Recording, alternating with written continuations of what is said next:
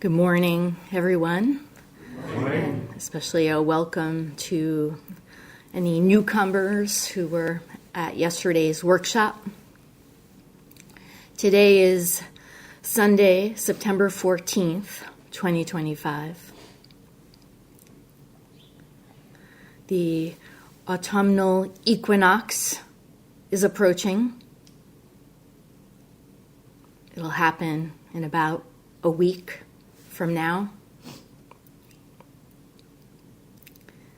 And we're well into bird migration season.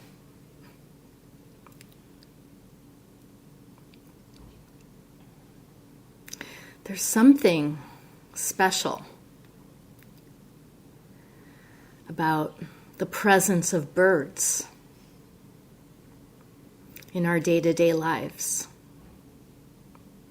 It's such a gift, really. And I'm not talking about any special kind of bird, the rare or elusive ones, but birds of all kinds, even the most ordinary sparrow. We can learn a lot from them. And birds have a great deal in common, it turns out, with humans, perhaps more than you realize. For one, just like humans, birds come in many different varieties.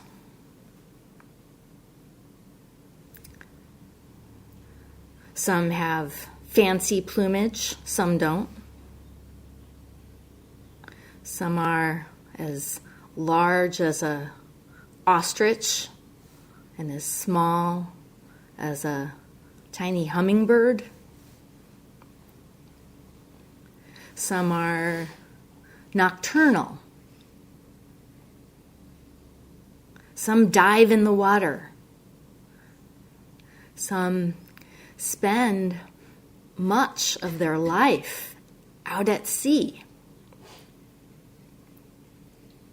And some don't even fly. But they're all birds, none the same. And they're also ever present, even in winter. There are hardy ones that stick around. And yet, they can so easily go unnoticed. We go about our business, our mind preoccupied with this or that. And as a consequence, we're not aware of the incredible sensory world that we are immersed in at all times.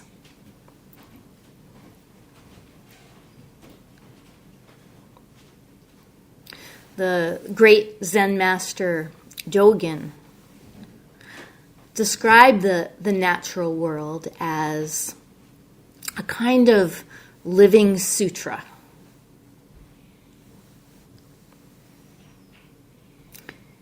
Mountains and rivers expound the Dharma.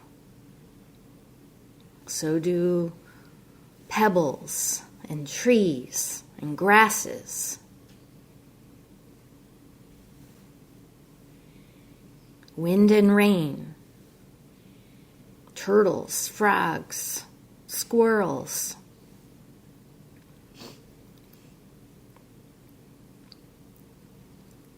Even those little pesky fruit flies. They all expound the Dharma. And when it comes to birds, even though we don't always notice them, more often than not, they are around. They are close by. Flying, roosting, calling out to one another. There's this tendency to think of them as part of the scenery, just part of the background noise, like the hum of traffic. But actually, to hear one, just like to hear that squirrel right now,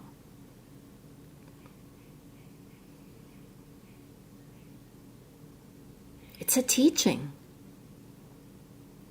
It's the teaching of being present, of noticing what's right here. It's a teaching of things as they are.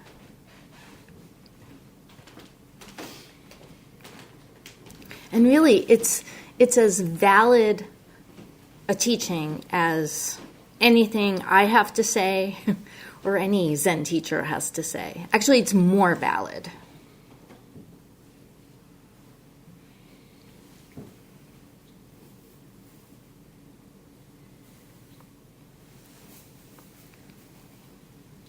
It's pure. It's direct.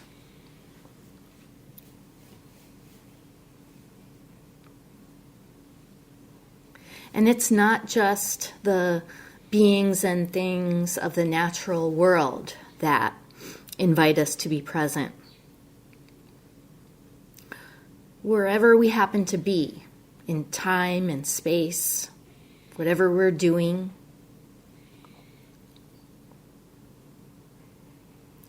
driving our car, watering our plant, brushing our teeth,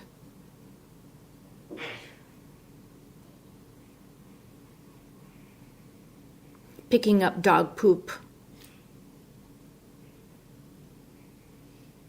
feeling that familiar ache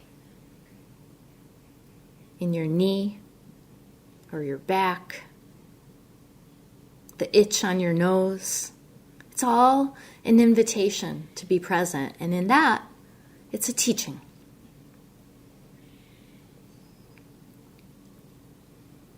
The French philosopher Simone Weil, who's regarded as a mystic of sorts, once said this: attention is the rarest and purest form of generosity. Attention is the rarest and purest form of generosity.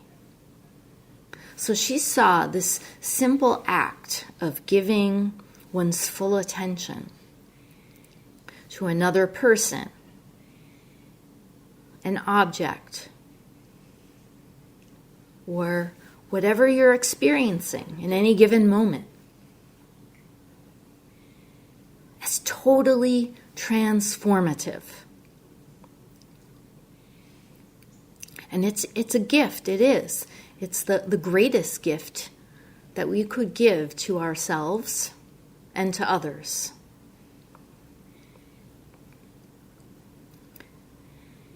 And it is actually accessible to us at all times. The only reason it's rare is because we've grown accustomed to not being present, to dwelling in thoughts,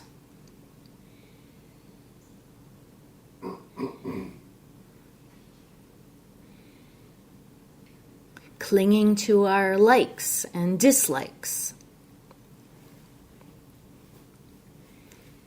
And relatedly, there's this other habit that we've developed, and that is directing our point of focus on the past or the future.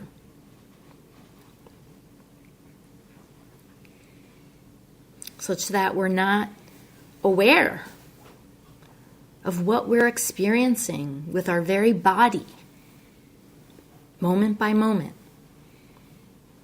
directly.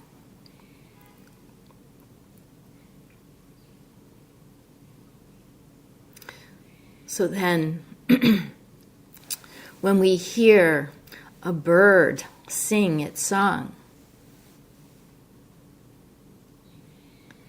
instead of purely experiencing it,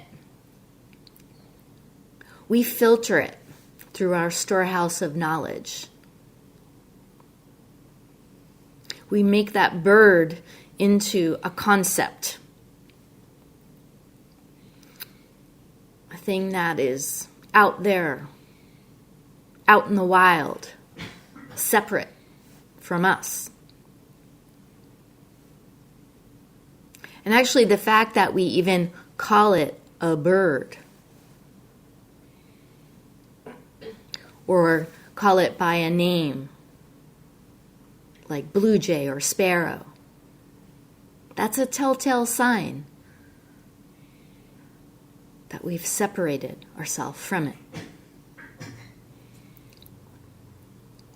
To hear purely, directly, is altogether different. It's to experience hearing, just hearing. And this includes not just hearing sounds, but also silence. Without the labels,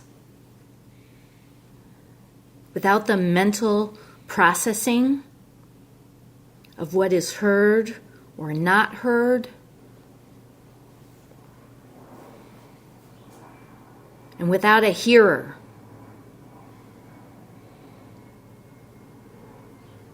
When we hear purely, we can't even say that anyone is hearing.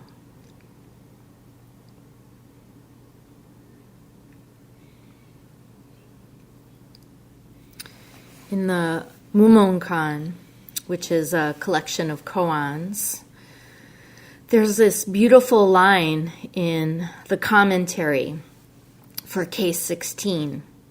The case is titled, "The Sound of the Bell." And this line in the commentary is about hearing directly.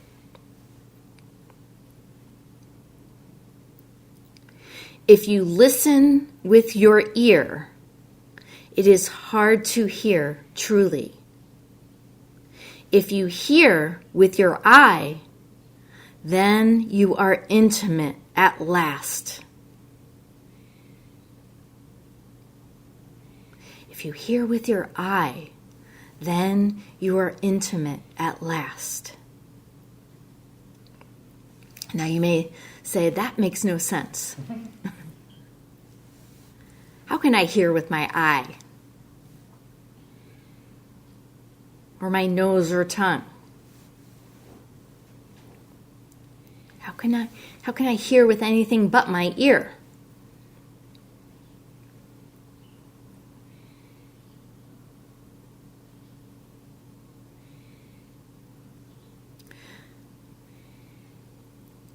A short while ago, when we were reciting Master Hakuin's chant in praise of Zazen,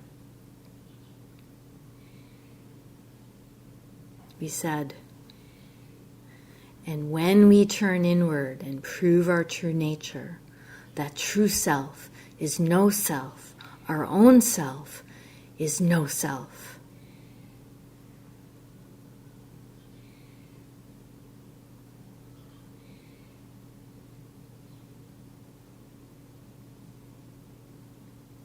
No hearer, no subject or object. Intimacy at last.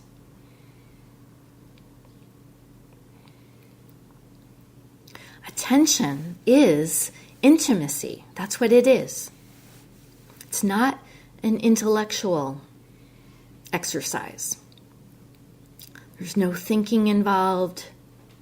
There's no special technique or skill that you have to learn. All you need is a practice, which you have, and you need to trust that practice and commit to it. Have the determination to stick with it without trying to get results out of it.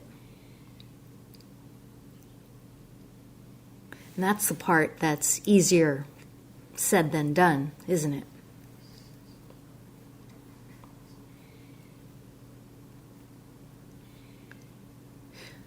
When we're paying attention, there shouldn't be any straining or tension in how we practice.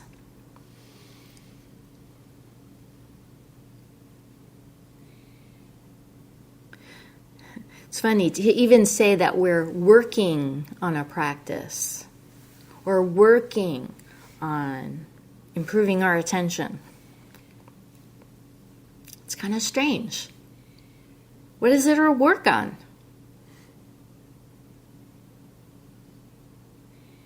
Everything we need is here, right now.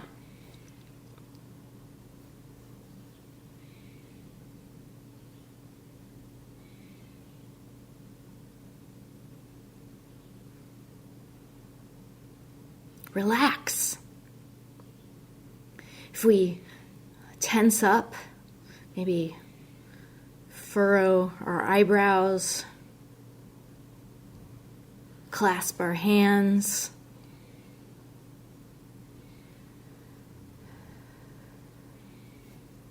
get tension in our spine, then we're working too hard.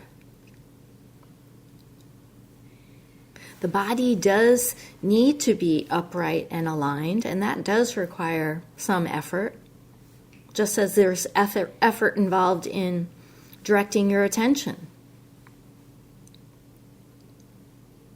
But it doesn't need to be forced in any way. It's not rigid.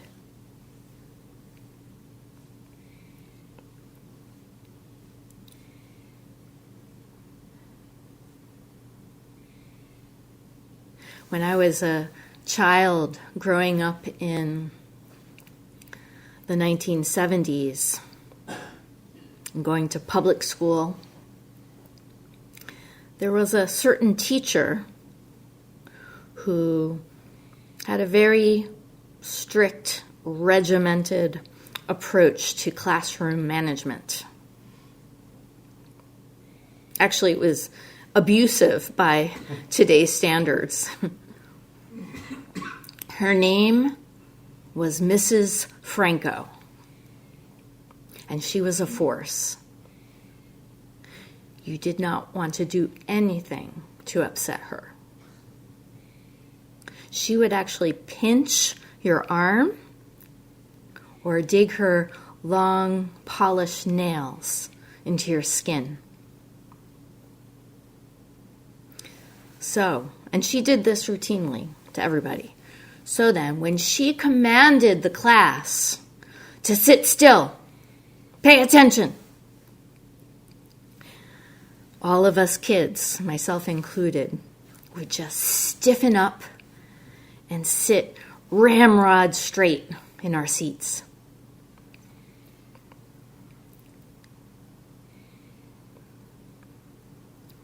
It was counterproductive, though, because it actually is difficult to pay attention when you're holding onto tension.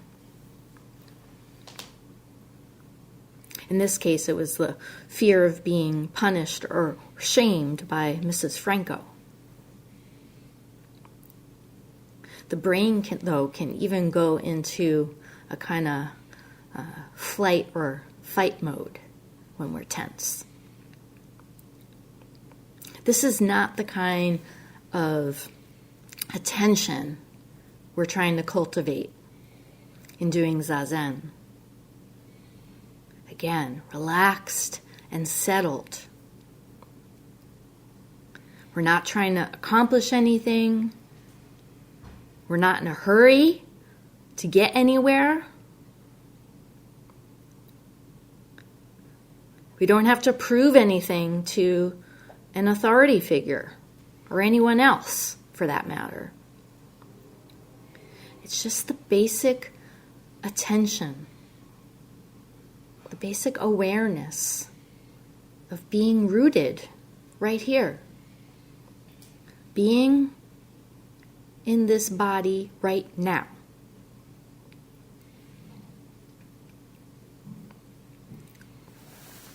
I want to read an excerpt from Roshi Robert Aitken's book, Encouraging Words. It's about attention, and he's talking about it in the context of working on the koan mu.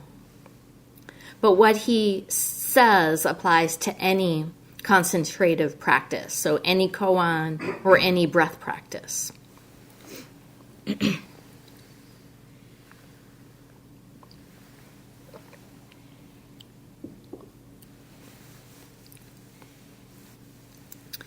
He says, attention is the essence of our practice, the teaching of all our ancestors. Incomplete attention is diffused. From there you wander into your old cycles of preoccupation. Come back to your sharp attention. This is the way of intimacy. Without attention, there can be no intimacy. So there's that word again, intimacy. If we scatter our attention and allow our mind to drift off, we're lost. We've cut ourselves off from this moment. Scattered, diffused attention is half-hearted. It's like when you're kind of paying attention, kind of tending to the breath or the koan, but at the same time, tracking a thought.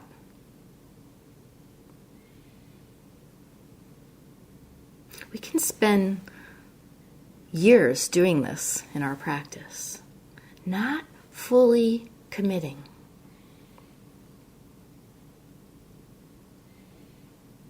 Maybe thinking about what's going to happen next, at the end of the round or after kinhin, or making plans for the rest of the day, playing over a conversation,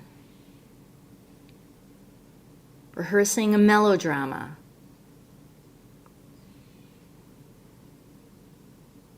So she said this, and then I said that, and, coming up with some plot.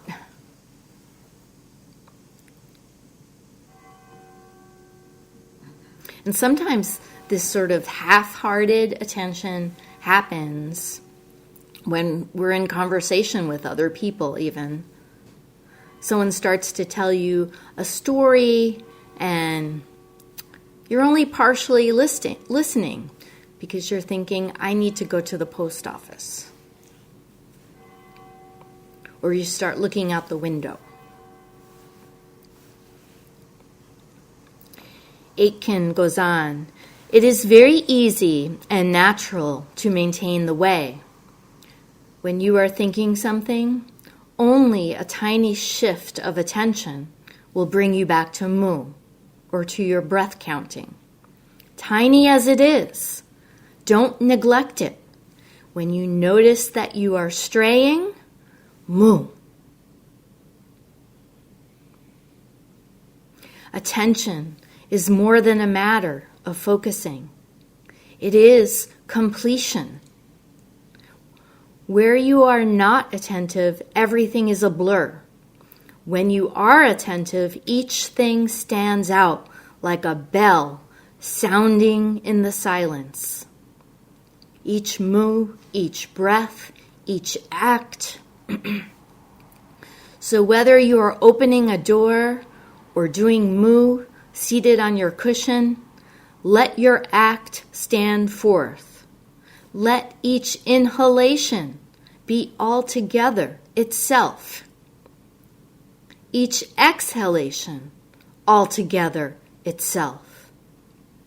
Each moo altogether itself.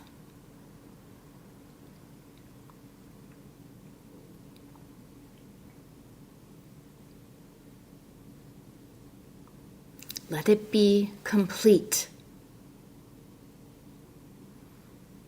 like a bell sounding out in the silence.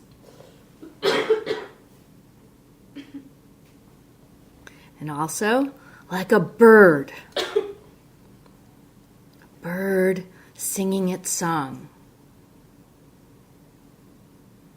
Bird song is never half-hearted. There's no hesitation, no indifference. They don't hold back in any way.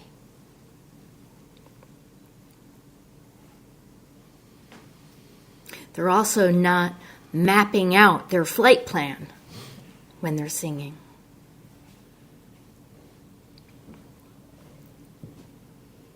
So then, when chanting,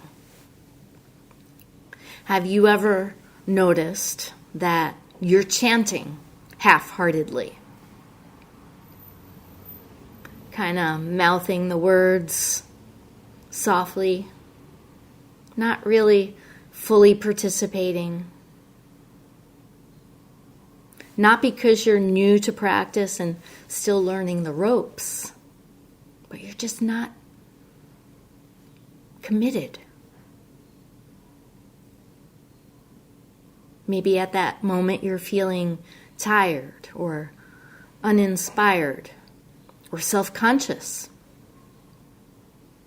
worried about you're not going to do it right. Chanting is a way to engage our whole being. It's active zazen, just like kinhin is. So see what happens when you just throw yourself into it. You cast aside any thoughts of self-concern and commit. Now, I'm not suggesting you should belt it out louder than anyone else. That's another kind of problem. But do notice if it's half-hearted. Because if it's half-hearted, you are separating yourself from the chanting. And as soon as you notice it, that's an invitation. An invitation to throw yourself into it. And when it is wholehearted, that's when you can experience chanting in a whole new way.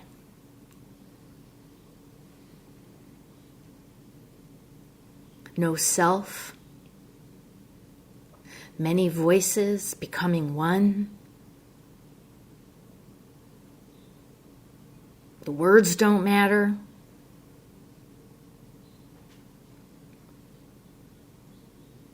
You might suddenly experience some new energy and freedom that you didn't know was there, waiting to be tapped into.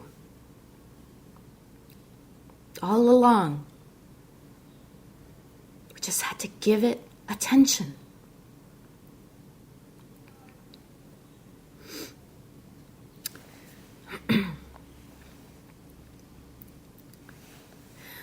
There's another aspect of intimacy that also relates to birds. And that's the way that they call and answer to each other. They vocalize calls and responses to communicate information, such as the presence of danger. Maybe there's a predator nearby. The discovery of a food source, like a bush with a lot of berries on it. And we know that baby birds make a plea to their parents to bring them food to the nest. It's another kind of calling out. And there are other kinds as well, making it known that they're available to mate, or just simply bonding with the rest of the family or flock. And birds actually have to learn these vocalizations, just as humans have to learn a language. They listen and they memorize the songs that their parents sing.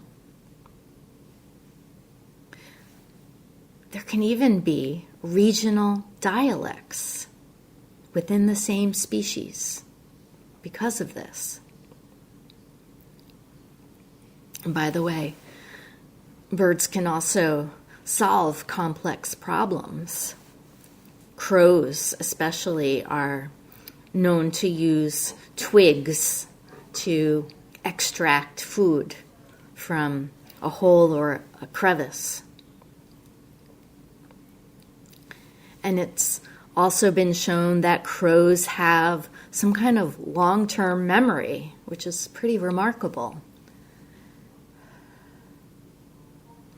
They can actually remember the face of a human, a particular human that caused them harm.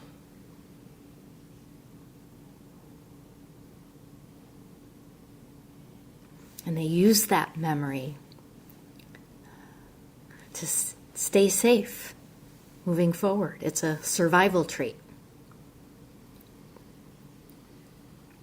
And not to glorify birds either, they can be real jerks, to put it mildly. They steal prey. They take over other birds' boxes and nests. The cowbird is probably the most well-known asshole in the bird community. It's a parasitic bird that actually lays its eggs in the nest of other bird species, leaves the eggs there for them to be cared for and for the nestlings to be cared for by the other species, basically freeing them of all parental responsibility.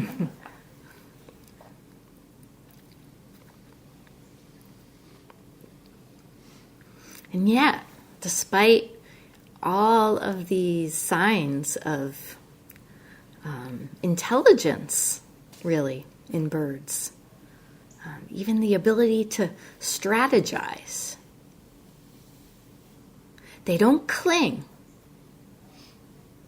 They don't cling to thoughts the way we do.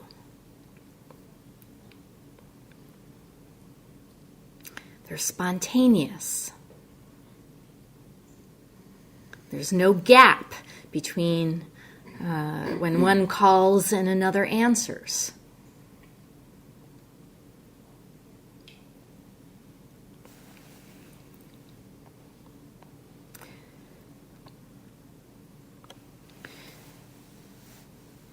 That's actually a skill that we learn in practice. Something you can really hone if you volunteer at the center or spend time in our training program. Living and working in a communal setting, you learn how to be responsive to one another. You learn how to do whatever is needed in the moment. Again, dropping any concern for self.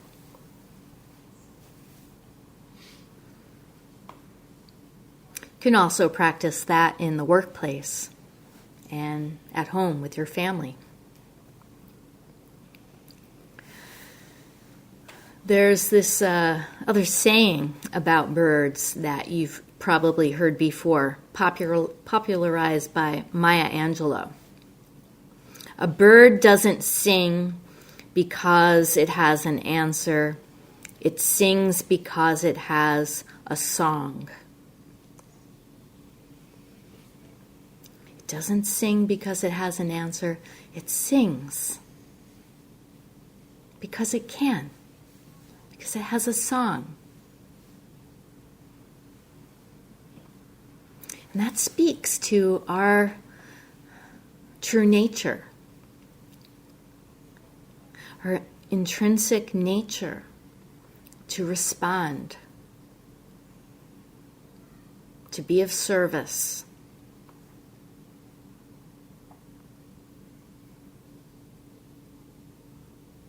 To speak and act not out of self-interest, but out of unity.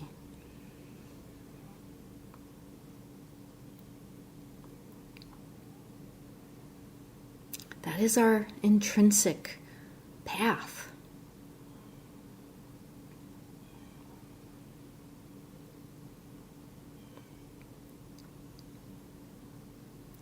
I know I've been rambling about birds this morning. And some of you may know that I have a thing for them.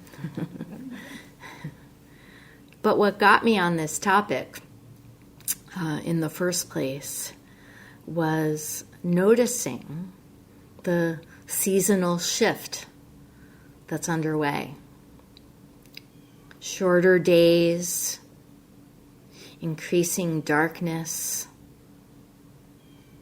the air growing cooler, especially at night, and birds on the move. When their food sources start to decrease, that's when they migrate towards areas where there is more supply.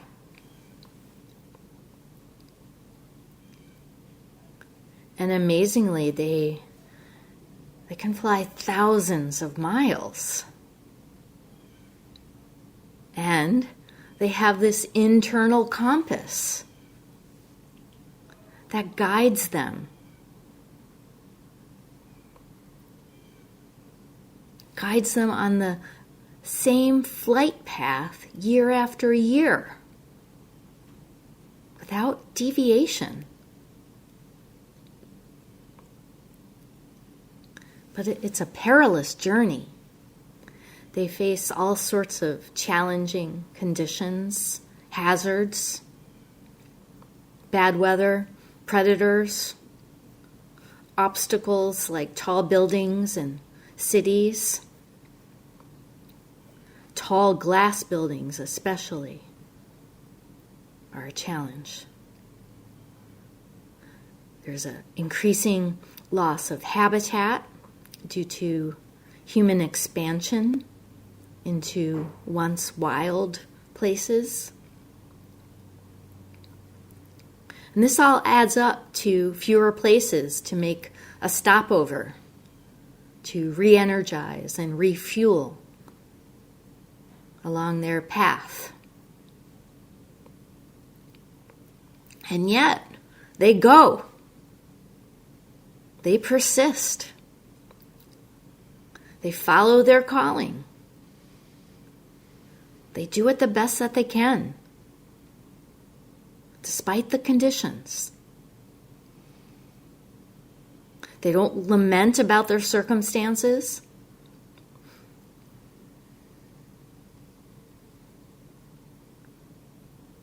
And they don't see themselves as lacking anything. They just go. It was about a week ago at Chapin Mill when I spotted a Canada goose that had an injured wing. It was really obvious. It was holding its wing up on the right side. It might have collided with a power line or a tree. So, instead of flying, it walked. And it walked as if it knew exactly where it was going, in a straight line from behind the barn, behind the houses, up the hill, right past Roshi Kaplow's grave, then down the hill, and right into the creek. It walked. Did it know that the creek's current would help it and take it to the next pond? How did it know where to go without a flock?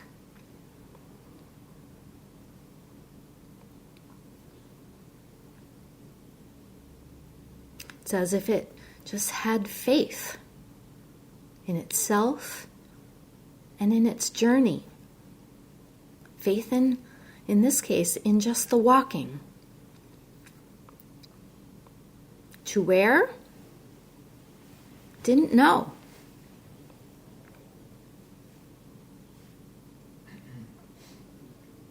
And it's the same with us, with practice.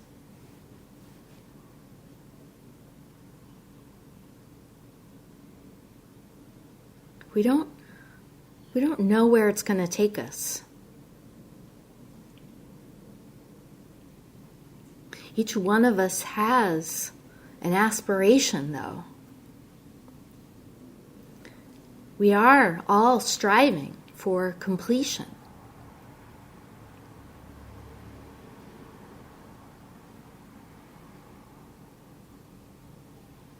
But that completion is available to us right now. Just by this simple act of giving our attention. Making that commitment. Completing this one breath.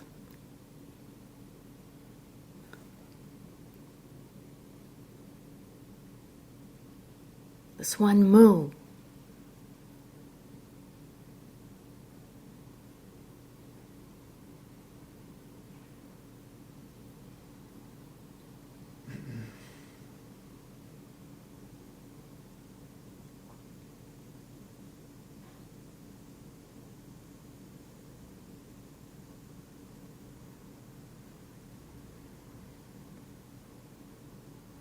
Just.